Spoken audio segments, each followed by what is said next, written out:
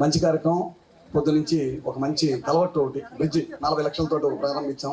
అదేవిధంగా రైతులకు పొలాలకు వెళ్ళడానికి చాలా ఇబ్బందికరమైన రోడ్డు ఒకటి శంకుస్థాపన చేయడం జరిగింది. కాలకట్టమైన మంచి కార్యక్రమం. అది కూడా విద్యుత్ అవసరాలకు ఎప్పటికప్పుడు ఇబ్బంది లేకుండా ఉండటం కోసం ముఖ్యమంత్రి నారా చంద్రబాబు నాయుడు గారు అయితే ప్రతి వారం రోజులకు ఒకసారి రివ్యూ చేస్తారు.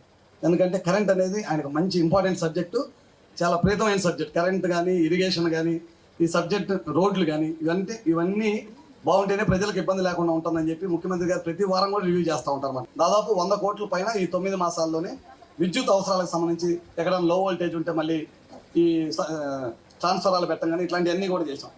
ముఖ్యంగా ముఖ్యమంత్రి గారు ఒకటి చెప్పాడు, మాకు ఈ పదవి ఇచ్చినప్పుడు ఈ ప్రాంతంలో ఎక్కువ వ్యవసాయం మీద కాకుండా వ్యవసాయంతో పాటు యాక్వాకల్చర్ మీద ఆధారపడి ఉంటారు. గతంలో చాలా ఎక్కువ ఇబ్బంది పడ్డారు కరెంటుకి సంబంధించి. ముఖ్యంగా ఓ ట్రాన్స్ఫారం పెట్టాలన్నా సరే చాలా ఇబ్బంది పడ్డారు.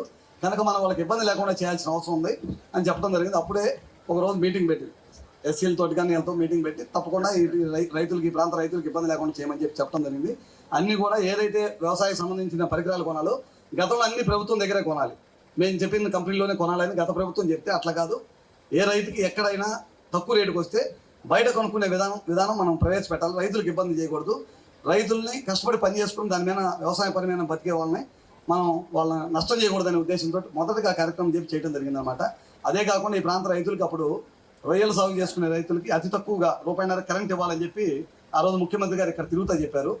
తొందరగానే కొద్దిగా ఫైనాన్షియల్గా కొద్దిగా ఫెసిలిటీ రాగానే తప్పకుండా ఆ పథకాన్ని కూడా తప్పకుండా ముఖ్యమంత్రి గారి చేతుల మీద అమలు చేస్తామని చెప్పి కూడా సభాముఖంగా ఈ ప్రాంత ప్రజలకి హామీ ఇస్తా ఉన్నాం అన్నమాట.